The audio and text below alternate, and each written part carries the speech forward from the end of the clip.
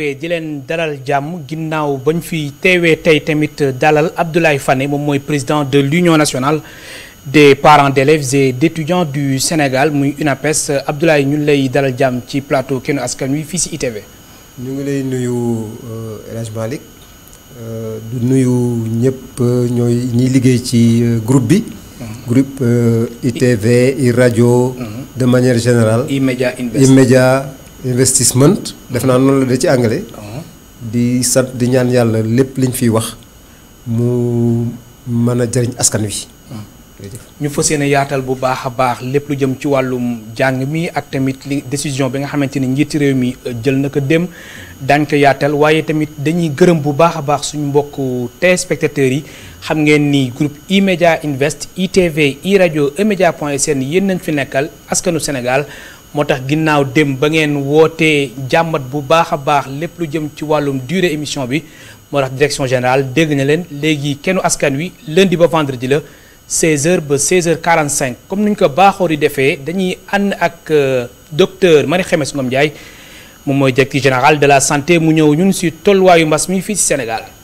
ci junni ak ñetti téeméer ak fanweer ak juróom-ñeent test yi nga xamante ne def nañ ko juróom-ñeent fukk ak juróom-ñaar dellu si nañu ànd ak doomu jàngoro yi ci yooyu juróom-ñaar fukk ak juróom-ñaar moom la ñuy wax contact mooy ñi nga xamante ne. suñu bërëbi liggéeykaay yi ñoo leen di topp te di leen saytu ñaar fukki cas nag moom la ñuy wax transmission ñu jóge ci transmission communautaire mooy li ngeen dégg ñaan cas communautaire te tey jii ñu ngi leen di gis ci diwaan yi Sacré-Cœur am na benn Popenguine am na benn Grand Yoff am na benn Rufisque am na benn Tëngéej Rebeuss am na benn Parcelles Assainies am na ñaar Touba am na benn HLM fii ci Dakar am na benn Almadi am na benn Ziguinchor am na ñett Bignona am na juróom-ñeent fukk ak juróom-benn ci ñi nga xamante ne ñoo tëroon hôpital bi ñu leen saytoo seen yaram àndatul ak doomu jàngoro ji moo tax ñu ne ñoom wër nañu fukk ak ñeenti cas grave nag ba léegi ñu ngi tëdd ci fi nga xam ne moom la ñuy wax Sowétas ci suñu l'hôpital yi mooy service de réanimation ñi nga xamante ne ñoo tëdd ca loolu hôpital yi tey. seen wér-gu-yaram mu ngi ànd ak tal. docteur Marie Khemesse Ngom Ndiaye moom mooy directeur général de la santé alors Abdoulaye Fane ñoo ko gisoonoo. sa commentaire bu njëkk ci cas yi nga xamante ni moom la ñu am ci coronavirus bi bis bu yàlla sàkk.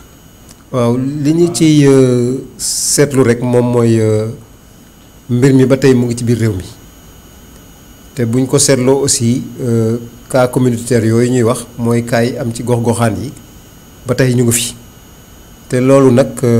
defe naa ne jóg ci moom dafa war ndaxte bu fekkee ne dafa nekk ci sunu gox-goxaan sunu quartier yi sunu dëkk yi defe naa ne bu fekkoon ne aussi def nañu cartographie des zones à risque ak des zones yi nga xam ne yi moom la fa la ëppee war nañ ko war a mën a def saytu ko jéem a seet nan la ñuy yan pexe la ñuy war a mën a jël sur le plan communautaire parce que nag luñ ci mën a wax it aussi xeex bi.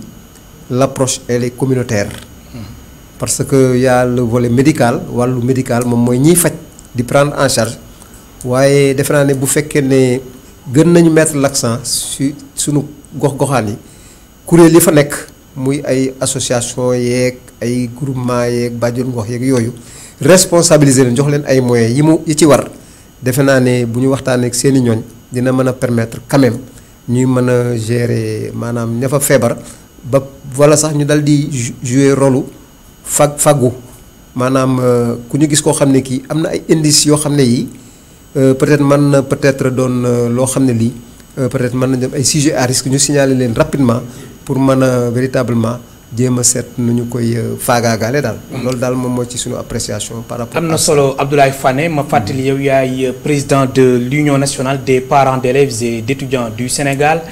mbir mi xam nañ ko coow li bëri woon na ñu ni tamit le président de la république nee na xale yi dañuy jàng ñiy def examen le 2 juin maanaam tey dem si guddi xibaar bi daanu ñu ni mbir mi daal dañ ko dàkkani ba jëmbi jamono lu la bett la wala yaa ngi ko doon xaar bettuñu ndaxte ñun yàgg nañ koo wax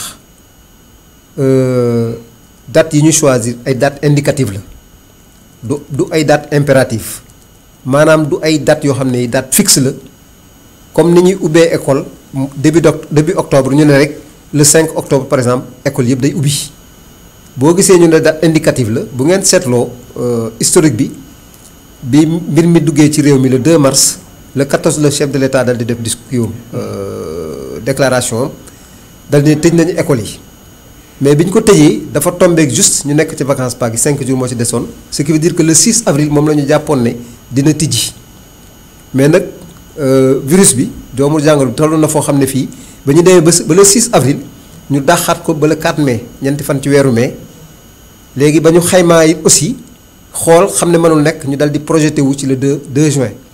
ñun moom dañ mësuñu varier suñuy discours dañu mës a wax ne date yi date ay date indicative la lépp nag dafa dépendre ci protocole sanitaire bi nga xam ne bii ministère de la santé moom moo ko tëral parce que wax ji waa kër docteur ñoom ñooy piloté.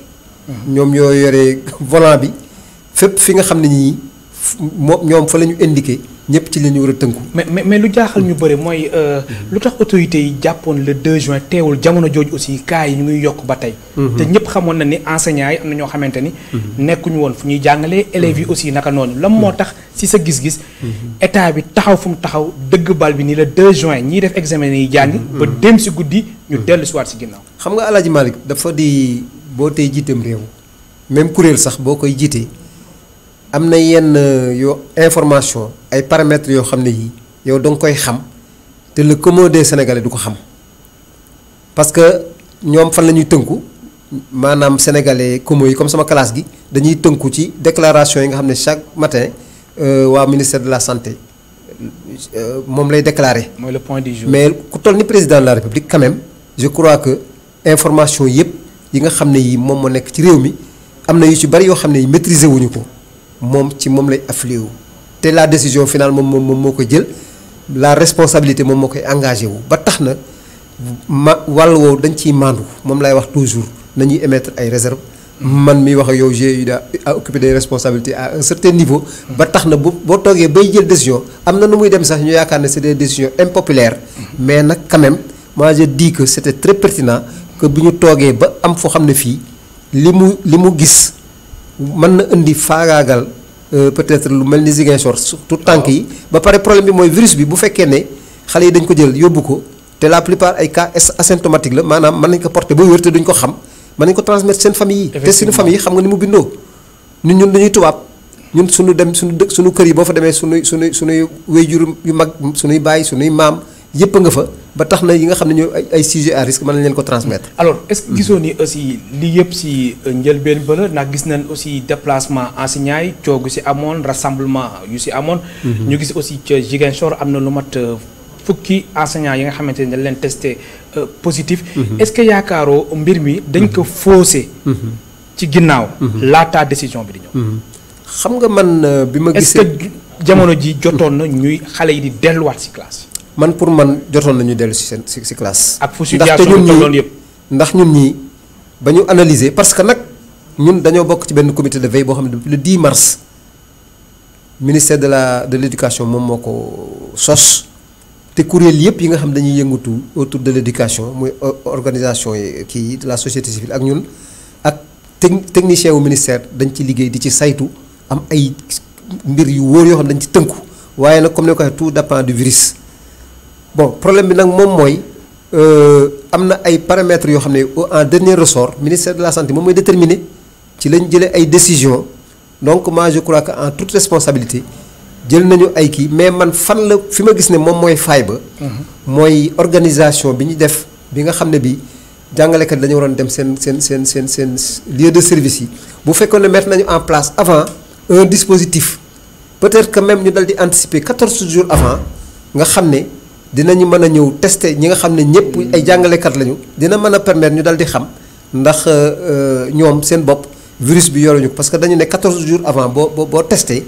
di nga mën a xam ndax effectivement ay mën nañ am ay cas porteurs yu mel noonu.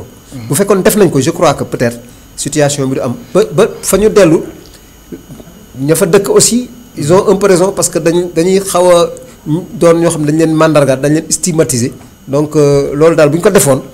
malheureusement loolu la ñu faussé les gens sont entrés ñëpp en masse dal di ñëw dal di tasaaroo ci réew mi heureusement bi ñu identifier zone boobu ba dal di arrêté. alors gis nañ aussi syndicalistes yi. ñoom tamit boobu ba léegi ay fan yi si ginnaaw ñu ngi yooxu naan mbir mi daal dafa doy waar. mbir mi protocole sanitaire bi. ba démb. ñoom nee nañ protocole sanitaire bi respecté wuñ ko. jumtukaay yi nga xamante ne ñoo waroon nekk si école bi. jumtukaay yooyu mataliwul. loolu moom am na parce que ñun samedi passé le 29 mars le 29 mai def nañu benn visio réunion boo xam ne bii pratiquement suñu bànqaas yëpp yi nga xam ne dañ nekk ci réew mi. dañ leen wax ñu def situation wu maanaam ku nekk sa gox ba nga nekk la nga xam ne ñii indi nañ ko fa mat na matul ñu dal di koy yeesalaat aussi lundi ci journée bi d'ailleurs ci la ñu defee déclaration je crois que c'est passé un peu partout dans la presse ci déclaration bi sur la base information yi ñuy recueillir ci département yépp ci la ñu jëlee déclaration dal di ne képp koo xam ne kii waajuru ndongo nga na nga jël sa doom bi nga xam ne bi mu nekk entrée en sixième mu war a def entrée en sixième booy dem bu subaa booy xëy na nga téye ci loxoom dem ba ca école ba boo gisee dispositif prévention individuelle et collective bi matul nga delloo ko. parce que amoon nañu ay appréhension que ne effectivement looloo am je donne l'exemple de yëmbal gi rek. peut-être je ne peux pas citer les écoles. mais gis nañ fi école yoo xam ne yii je donne benn école boo xam ne bii 1403 élèves 1000 masques. déjà boo ko diviser ratio bi ça te donne deux masques et demi par élève. doyul ay ñaari kii. doyul maanaam doyul daal. doyul te paradoxe bi moom mooy région de Dakar bi ñu yaakaar ne moom moo war a gën a doyle ba mu mat maa ngi donné exemple Koungheul ville de Koungheul commune de Koungheul. ñoom dañoo mat kaay ëppee moom. Dakar c'est-à-dire kaay bëri na fi trop. non matériel de prévention yi nga xam ne yi gox kuréeli bokk moomeel yi mooy collectivité territoriale yi. dañ ko matale sax avant état bi ñëw indi seen matériel.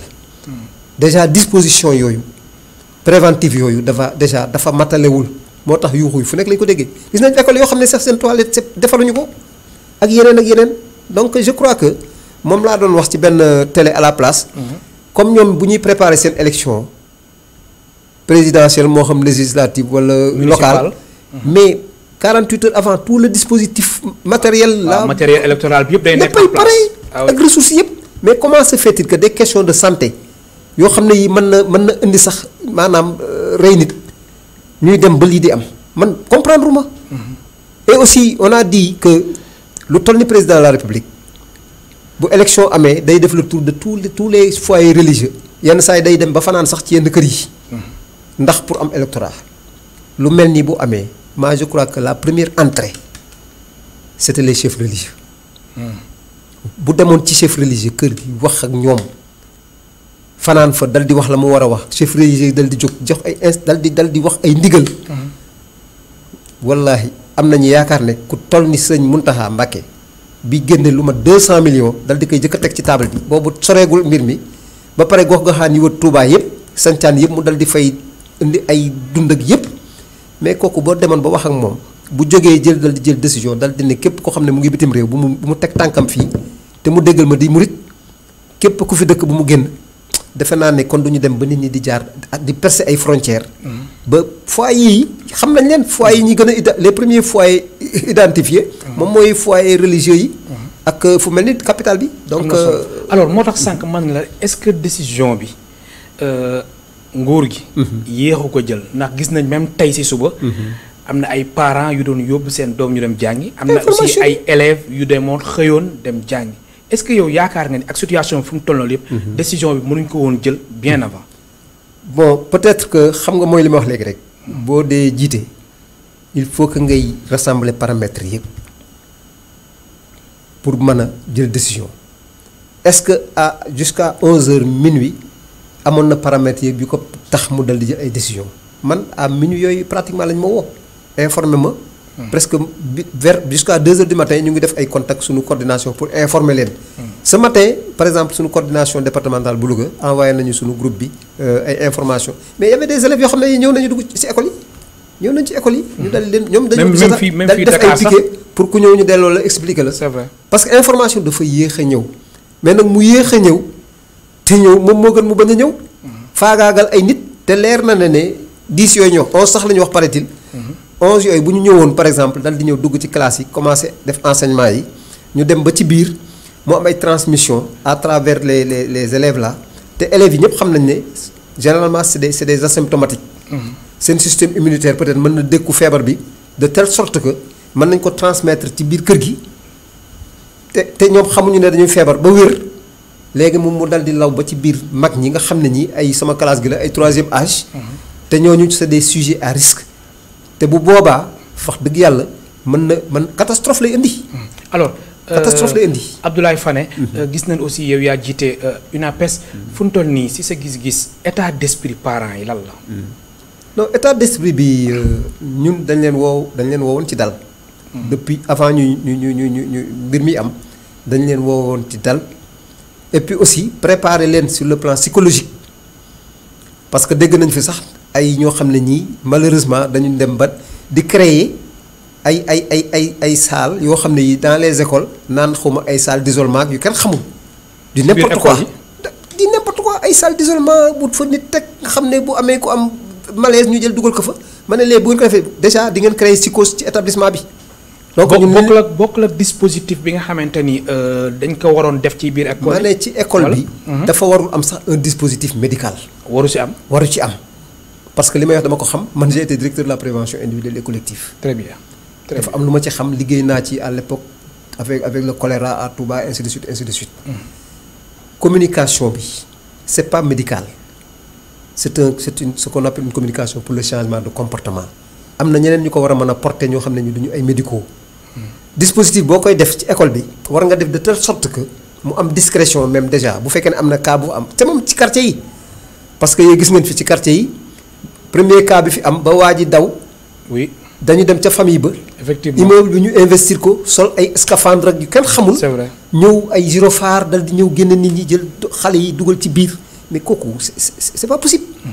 déjà stigmatiser nga. quartier bi te loolu gënu. créer nga psychose ci quartier bi. ñu dem ba mu jógee ñu naan kër corona la ay yu kenn xamul. alors que amoon na nu muy demee am na ay sociologue anthropologue ay psychologue conseiller yoo xam ne yi. très bien boo leen boole woon ci mbir mi am na benn dispositif bu ñu la def boo xam ne bi dinañ mën a exfiltrer ñi nga xam ne ñi peut-être que c'est des kii ñu génne leen de ci sutura dem confiner leen def leen en quarantaine dañ leen mën a faj. am na solo te du mën a am benn incidence quand même ci quartier bi ba ñu leen di mandargaal di leen sticker. am na solo ma fàttali suñu mbokk téléspectateurs yi tey jii ñu ngi dalal Abdoulaye Fane moom mooy président de l'Union nationale des parents d'élèves et d'étudiants du Sénégal muy UNAPES mën ngeen participer ci émission bi soo leen wootee ci 33 824 88 06 alors ci wàllum état d'esprit bi gis nañ aussi même avant décision bi di ñëw am na ay parents yoo xamante ni dañ ñëwoon du ñu yóbbu seen doom yi. c'est ça. ñoom est-ce que nekkoon nañ ci dëgg. ak li résultats yi joxe. waaw mais xam nga dafa di aussi c'est un problème de responsabilité individuelle. très bien nga baal ma am na ku nekk ci ligne bi allo. bismillah. allo. asalaamaaleykum wa rahmatulah. waaleykum salaam wa rahmatullah. Safiatou Damel. bismillah Safiatou. waaw maa ngi nuyu suñu papa ji Abdoulaye di ko sargal bu baax si wax ji. en fait état bi vaut mieux tard que jamais. vaut mieux tard que jamais au moins jël na xam nañ essayé nañ ñu xam ne sottiwul ñu taxaw. loolu moom c'est à saluer moo gënoon ñu dugal ñu ci tuuxi doona ba pare en fait ba pare duñ xam fuñ ko jëmee. mais maa ngi lay ñaan alaaj nga may ma tuuti ma wax ak waa immédiat man dama gëm immédiat. pour commencer en fait média ci dëkk mooy jigéen ci kër. su baaxee lépp baax waaye tamit su bonee li muy yàq day bëri. te ñu ngi yaakaar ne waa immédiat danañ doon groupe de presse boo xam ne ni duñ nekk di favoriser LMDC c'est-à-dire lutte musique danse ak comédie wala di ñu tegal ay émissions politiques yoo xam ne ni du am benn jeexital ci askan wi lu dul ay disons ay werante. loolu mais di ñoŋal au moins émission yi nga xam ne nii day promouvoir les valeurs humaines morales et religieuses yi nga xam ne ni moom la askan wi soxla pour mën a assurer suñu développement. mais aussi immédiat comme ni ko Mamadou Ibra Kane waxee woon ak ñoom Alassane Samba Diop ñuy suivre doon ñoo xam ne ni seen personnel bu ñu naw ñi nga xam ne dañoo wax ne en fait immédiat mooy ñi ñuy jox information certifiée ñu leen koy nangul immédiat mooy kii visé ici et ailleurs loolu ñuy ñaan yàlla en tout cas ba ngeen wër àdduna wërngal këpp mais également ngeen wax ne seen seule limite mooy lan seen seule limite mooy le ciel pour couronner le tout ngeen ne vous prenez la qualité donc waroo leen doon un groupe de médias boo xam ne nii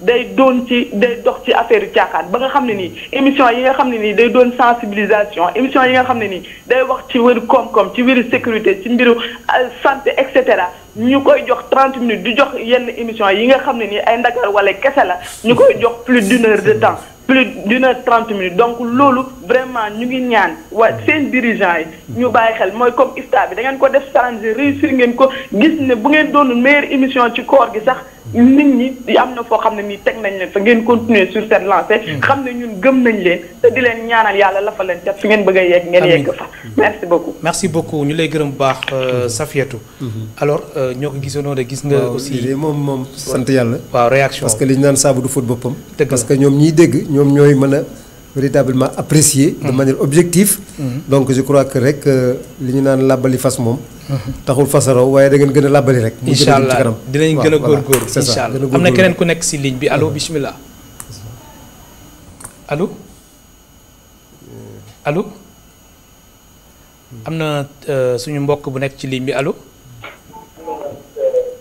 baal ñu nga wàññi son wu télé bi bismillah kilifa gi allo bismillah oui bismillah alhamdulilah ñu lay déglu kilifa gi fan nga ñu woowee Kër Massar la leen di woowee ñu lay dégg bu baax bismillah maa ngi en direct yaa ngi en direct yow rek nañu déglu ok dama bëggoon intervenir bismillah vraiment état bi war na xoolaat approche bi quoi approche parce que bi nit dama yaakaar ne booy xeex mbir di gën a dem te gisoo ci résultat vraiment da nga war a dellu ginnaaw allo yow rek nañu déglu ñu lay dégg bu baax a baax moo ne da nga war a dellu ginnaaw parce que vraiment xeex bi on est en train de perdre la bataille te réouverture école yi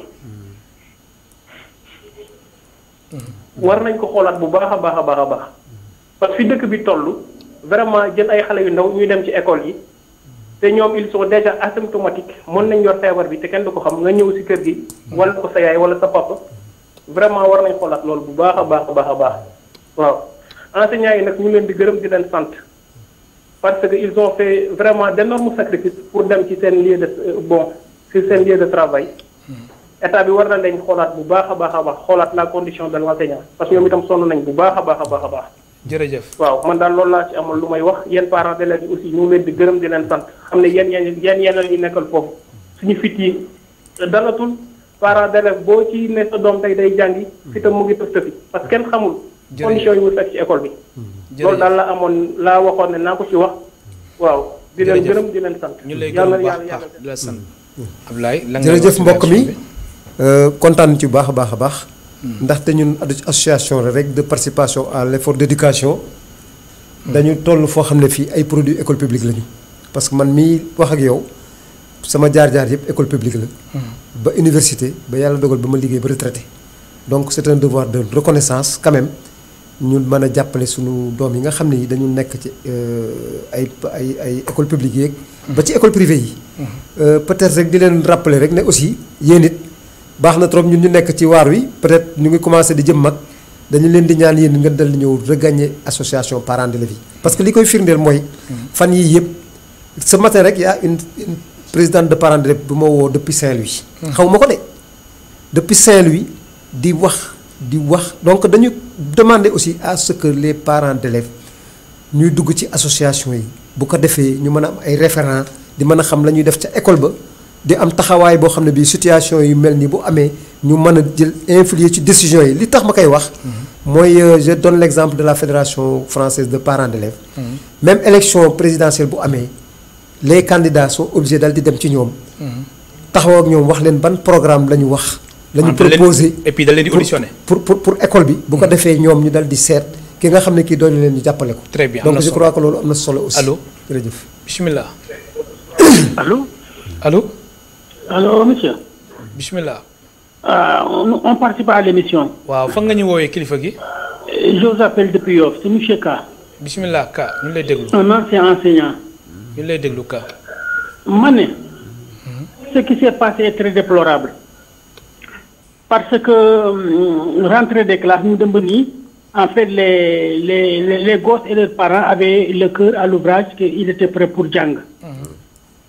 L'ol bi mamé, moi je me dis que warul tax ñu reporter ko signer la rentrée mais xam nga lu ne il y a ce qu'on appelle l'intérim ou bien le remplacement ñooñu il fallait chercher ay professeurs yoo xam ne yii ils peuvent remplacer ñooñu nekkoon ci classe yooyu dégg nga quand il y a deux professeurs de maths kii ay terminal la yoroon ki yoroon ay quatrième ki nekkoon quatrième te am sa maîtrise mën na jàngale terminal mu jël pour boobu absenté woon kooku ñu dem mettre ko en quarantaine comme on a dit que vivre avec la maladie avancer progressivement et adapter localement ñu seet mais pour moi c'était pas une raison que nous reporter tout le kii ces 10 cas on peut les isoler d'autant plus que le nouveau principe du gouvernement c'est de vivre avec le virus boo vivre avec le virus il faut chercher des alternatives alternatives yi moo di ne nag am na problème yoo xam ne yi par exemple des professeurs retraités yoo xam ne yi daaw rek lañ retraité fàtteeguñ dara bàyyi nekk dans certains établissements nga jël leen ñu def ay vacations nga fay leen ko ñu remplacer une dizaine de professeurs boobu.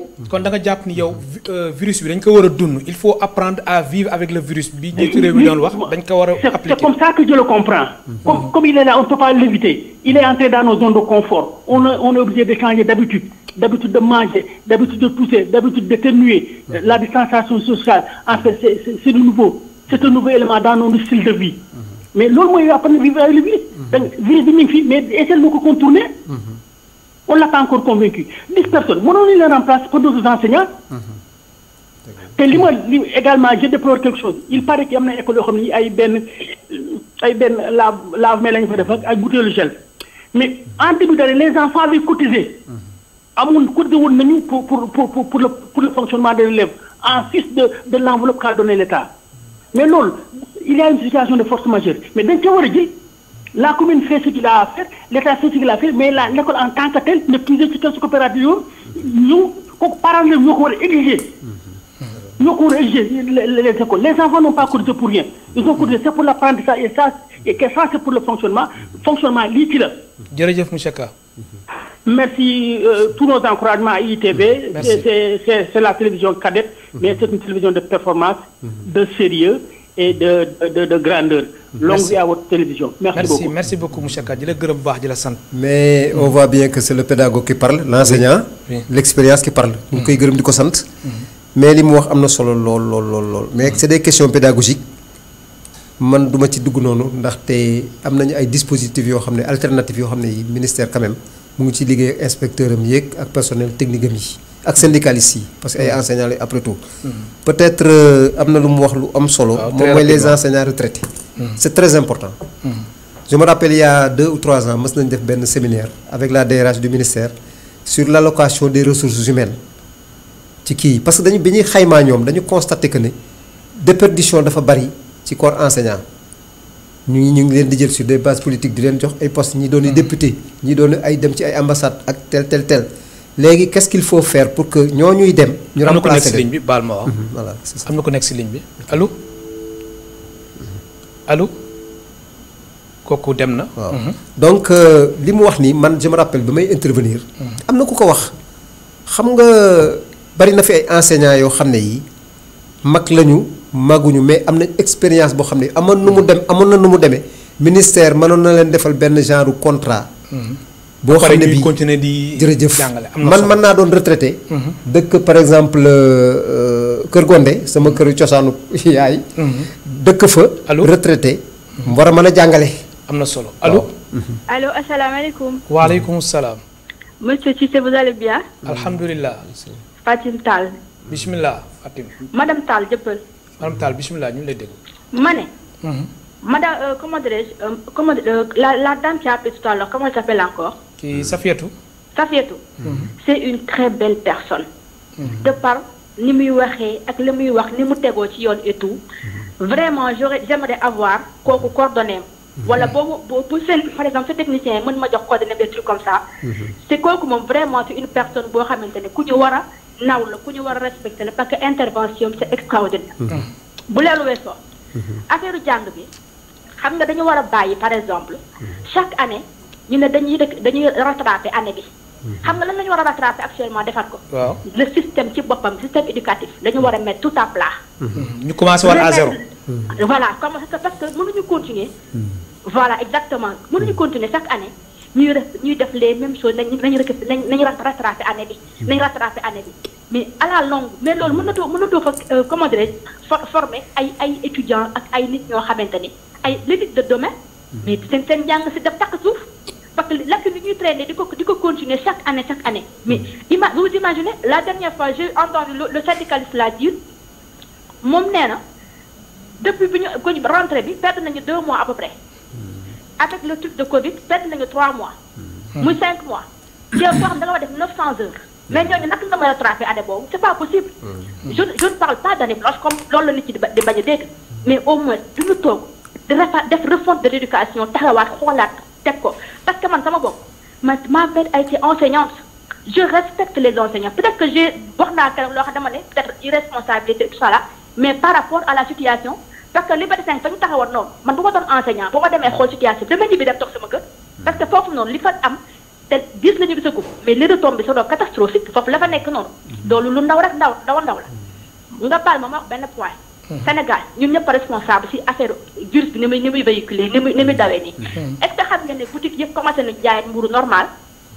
sénégalais bi dem di ko jëndaat sans gêne tekkuñu masque defuñu dara mën naa la benn affaire bi gis nga boutique yi ñu bàyyi nii ñu nekk à l'air di def n'importe quoi foofu mooy fa la propagation virus bi di ne gis nga lii dañ ci war a sévir bu baax a baax maa ngi interpellé ministre du commerce parce que c'est inadmissible ñu tere benn affaire ci dëkk ay ñoo xam ne ñi ci ëpp ñu fay jaay ay étranger la ñëw di violer allègrement la loi sans dara fekk leen ñu koy jaay au vu de tout le monde et sénégalais bi dem di jënd loolu mais ñoo respecté wuñu seen bopp sax parce que dëkk bu ñu amee ay loi wala luñ tëral de yow yaa war a dooleel sa dëkk c'est pas la peine ñu jël Macky Sall di ko def pression moom nit rek la mu ngi def lu mu mën c'est aux populations de prendre leur responsabilité mënul jóg derrière chaque commande sénégalais teg di l'expliquer mais xanaa ñu bëgg suñu bopp man j'ai pas attendu qu'on interdise de vendre du pain dans les boutiques pour donc dama nit ki boo amee sa hygiène de bopp waroo nangu boutique boo xamante ne fa la ñuy fanaan fa la ñuy lekkee fa la ñuy def néeg fa la ñuy def toilette di la fa jaay mburu yow koy jënd ba pare nga ne yow dem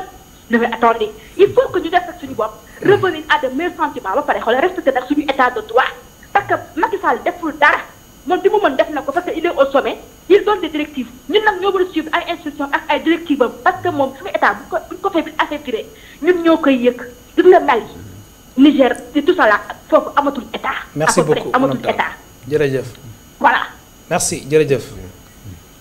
ñoo ko déggandoo de. waaw vraiment. coow yu bëri na je vois que c'est très interactif. oui l'émission là. ça veut dire que c'est très écouté. am na ci solo. et ñu ngi bàyyi xel ci proposition yi ñuy def yëpp. peut-être di fàttaliku rek monsieur Kalim wax sànq dafa am solo. man wax naa ne baax na ñi nga xam ne ñi ay enseignants lañu retraité nekk seen i gox-goxaan te ñu ngi actif ministère bi parce que mu ngi mel ni booy dem guerre da nga war a am réserve. armée de réserve. te ces retraités là je crois que amoon na nu mu dem boo waxtaan ak ñoom am na nu muy demee boo leen indemniser tuuti rek dinañu mën a régler problème bi ba ay gox-goxaan. am na solo déplacement yi nekk si ligne bi allo. c'est ça. allo. allo. bisimilah. bisimilah na ngeen def ça va. alhamdulilah fa nga ñu wooyee. man Ndar laa leen di wooyee. ñu lay déglu bu baax a baax. ah. yaa ngi en direct yow rek nañuy déglu. maa ngi en direct. waaw bisimilah. waaw d'accord kon boog sëñ bi na ngeen def. alhamdulilah. waaw man dama bëggoon dugg waxtaan dox ci mbir mi. yow rek nañuy déglu parce que dama gis maa ngi wootee Ndar. maa ngi wootee Ndar. voilà maa ngi gis ngeen bind les parents d'élèves perdent pied. waaw baal ñu nga wàññi son wu télé bi. waaw wàññi naa ko ngay gis les parents d'élèves perdent pied. man yaakaar naa ni que lu ngeen bind li c'est bindu leen ko au hasard. président bi wax na léegi ni xëy na président de la république dafa jotagul woon information yi à temps moo tax muy wut di xool ba ay au-delà de minuit mais les premiers enseignants infectés à Ziguinchor c'est depuis vendredi. Man, c'est ça mon problème. C'est depuis vendredi. Donc, de vendredi à lundi, gars yi amuñu information. C'est man les informations que j'ai reçues. Les enseignants, yu nga xam ne infecté wu nañu à Ziguinchor. Le cas qui est venu, le gouverneur a exigé qu'on fasse des tests.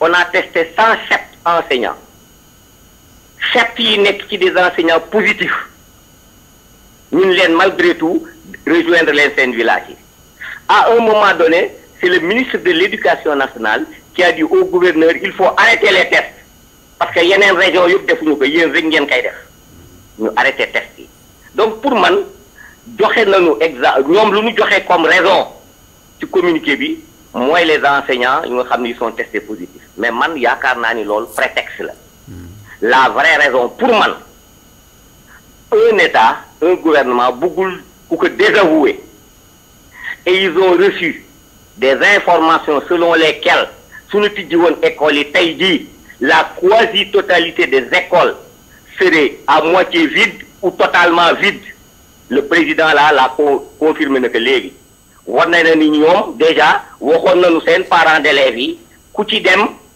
yóbbul sa doom ba école su kiiwul nga génn nga delloowaat ko kër ga donc tous les parents allaient retourner leurs enfants à la maison parce que benn école réglé wu ci les problèmes c'est surtout il a dit il faut prendre au moins le ministre de l'éducation qui avait dit s'il y a une seule mesure qui n'est pas respectée il faut fermer loolu moo tax le président savait que les écoles seraient vides la raison principale loolu moo tax gis nañ ni diggé woon nañu ay affaire man fa fii ma nekk par exemple à Saint-Louis le lycée Cheikh Oumar Foutiyou Tall un grand lycée avec 600 élèves 110 enseignants ils ont donné 710 masques ils ont donné 2 bouteilles de gel yu ndaw ils ont donné 2 bouteilles de savon donc xam na ni loolu mënul régler le problème donc moi je pense que la tey jot nga fa dem allo tey jot nga dem allo nga baal ma allo di leen gërëm di leen sant jërëjëf allo kooku dem na dégguñu ñoo ko déggunu léegi ñu avancé si yeneen laaj yi ndax waxtu bi daanaka jeex na alors yéen waa UNAPES seen proposition lan ngeen di proposer mu nekk loo xamante ni solution la ndax mbir mi doy na waar de feebar muy fi kenn xamagul kan lay jeex xam nga li ñu naan taxaw seetlu waaw dañuy taxaw seetlu parce que déjà premier problème moom mooy psychose bi gagné na ñëpp waaw parce que lu xibaar booy joxe ay minuit nit ñi xëy yeewoo loolu ñenn ñi fanaan nelawuñu déjà psychose bi gagné na ñëpp problème bi nag moom mooy nañu taxaw bu ñu taxawee nañu xaymawaat évaluer je crois que ministre bi tey def na conférence de presse ak naataangoom bu enseignement technique. sa jam ñaajo waaw bu ñu aussi c'est sûr que ñun dinañ ñu woo ku nekk ci sa domaine parce que ñun amoon nañu ay informations claires et précises que ne am na gox-goxaan yoo xam ne la fa nekk laa wax bu ñu ñëwoon. parents def comme ñun ñi ko waxee bu ñu ñëwee gis mbir mi dañuy dellu. région de Dakar bii surtout banlieue bi am na école yoo xam ne matul. te boo ko seetee zone yi ñoom ñoo gënoon a mat. allo bisimilah allo. bisimilah. ñu ngi ziar baax kii bi. alhamdulilah delloo ziar. baal ñu nga wàññi télé bi baal ñu nga wàññi télé bi kilifa gi. waaw wàññi naa waaw. bisimilah ñu lay déglu. ñoo ngi rafetlu waxtaan bu baax a baax. jërëjëf. di gis ne maanaam li xew moom xaw naa yéeme lool. waaye nag mbas bi ñuy ñaan suñu borom jëlee ko bu baax. di rafetlu invité bi ngeen invité bu baax a baax. waaye soo xoolee lii lépp rek maanaam njiit yi nga xamante ne ñoo jiite. liñ waroon a doxee liñ dikk laataa lii dafa mel ni moom lañ doxiwul ndax suñ ko doxee woon wala ñu waxee ko. yaakaar naa lu bari li ñu dal ci mbas mi bi mu xewee léegi mën nañoo bañ a dal. waaw ndax soo xoolee sunu doxe woon gëm-gëm ak pas-pas ak pësteef rek ak it maanaam jiital xam-xam te bañ a jiite xam ni ñoom ñoo jiite yore doole rek loolu day kii waaye suñ jiitalee xam-xam ak pësteef ak bëgg rek te waxtaan ak ñëpp ñoo xamante ni ñoo ngi maanaam ndongo yi nga xamante ni sax ñoom ñooy jàngi war nañoo am ginnaaw am nañu ak lu mu ndaw war nañoo waxtaan ak ñoom boole leen si waxtaan. jërëjëf. waaw su ko defee lépp rek dina mën a. am na solo ñoo ngi rafetlu seen liggéey bu baax. jërëjëf. mu nekkoon ñoo ngi rafetlu seen liggéey di leen ñaanal baax suñu doon gën leen yëkkati. mu nekkoon suñu jërëjëf mu nekkoon suñu téléspectateur bu mujj alors ñoo ko déggoon noonu. li mu wax dafa am solo. parce que ñun. bi mbir mi demee ba am déclaration bi collectif national des gouvernements scolaires dal di jël kii def seen déclaration ñun woo nañ leen waxtaan ak ñoom ba finalement même démb bi ñu def suñu déclaration seen kanam la woon donc xale yi surtout ñu nekk ci moyen secondaire bi ay mag lañu léegi te ñu ngi koy réclamer dañu bëgg chaque fois léegi bu amee ay rencontre même bu fekkee mën nañu participer régulièrement nañ leen di associer parce que après tout ñoom ñooy dem ci école yi bari na ci réew yoo xam ne y a des associations nationales des élèves des lycées et collèges Sénégal nag war na mën a am ñuy mën a dégg véritablement la voix des élèves ay mag lañu pratiquement c'est des adolescents te aussi problème bi mooy ñoom ce sont les plus exposés. am na sax ay léegi ñuy wax ay gouvernement scolaire. moom ñoom laa wax ñu dégg fan yi tamit y a une jeune fille. wax bu baax mademoiselle Maguette Ba. Maguette Ba oui. ak mademoiselle Aïssatou Diallo Tamba. Ils ont un collectif national. oui te nit ñi dañu xamul ne ñoom ñu ngi gisee di waxtaan. li la koy won ñun bi ñu leen rencontré ba waxtaan ñoom dañu ne première chose ñoom dañu bëggoon teg seen bët ci matériel bi fépp fu ñu ko tegee. ba la veille man j'ai téléphoné au gouverneur. De Dakar je le salue au passage ñu dal di ñëw teg seen bët donc baax na aussi yu mel ni bu amee ñu mën leen di associer bu ko defee ñoom am nañu solution boo xam ne peut-être mën na jóge ci ñoom. alors monsieur Fane très rapidement soo doon évaluer le concept apprendre à la maison jamono ji ak situation bi am nii lan ngay wax. waaw apprendre à la maison moom baax na ndaxte dañu toll foo xam ne fii jamonoy xarala yu bees yi la donc il va falloir qu'on fasse avec même sax dafa indi yu bees parce que ñun tey ñun xalaatuñu woon ci àddina dinañ def.